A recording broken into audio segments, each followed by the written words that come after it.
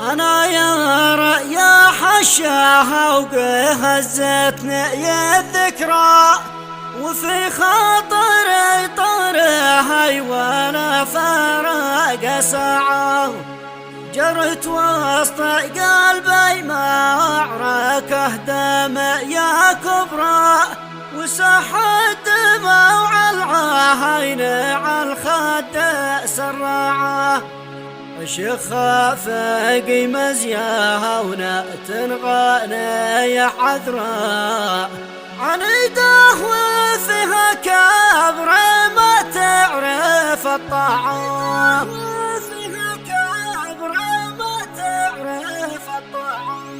هذه الشيلة كتب كلماتها الشاعر الكبير أبو فايز علي محمد علي المصري، أداء الشاعر أبو ناصر المصري.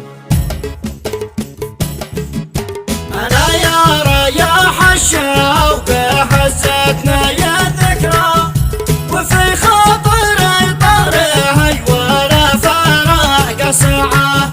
جرت وسط قلبي معركة دم يا كبرى، وساحت دموع العين على الخد سراعة.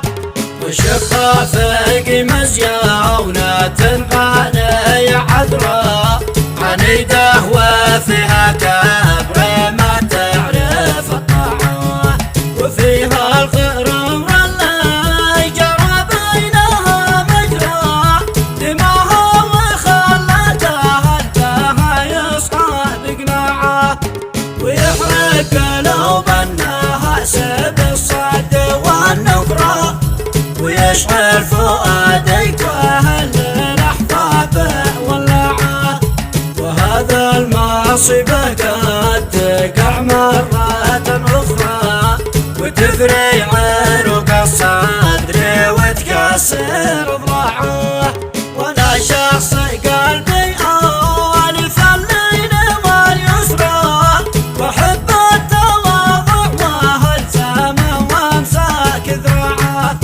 على هذه الدنيا رفيقي في المسرى، يلبيها قلبي لها ويأشر في إصبعه. غرور ابن آدم حول الصافية خبره، وبات الصنف والزهي في أيقونة تطبعه. ونزل مقامه من على شرفة الحمراء، وخلاها بين الوحل في مستوى القاعة. أنا يا رياح الشوق هزتنا يا ذكرى، وفي خاطري طرها ولا فرق ساعة. جرت وسط قلبي معركة دم يا كبرى، وساحت دموع العين على الخد سراعة.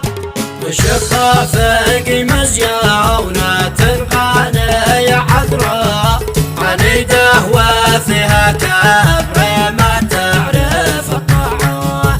وفيها الغرور اللي جرى بينها مجرى، دماها وخلتها انتهى يصحى بقناعة. ويحرق قلوب الناس بالصد والنفرة، ويشعل فؤادك واهل الاحباب واللعة. وهذا المصيبة قد تقع مرة أخرى، وتفري عروق الصدر وتكسر ضلعه. وانا شخص قلبي ألف الليل واليسرى، وحب التواضع وهالزمن وامساك ذراعه. على هذه الدنيا رفيقي في المسرى، يلبيها قلبي لها ويأشر في إصبعه.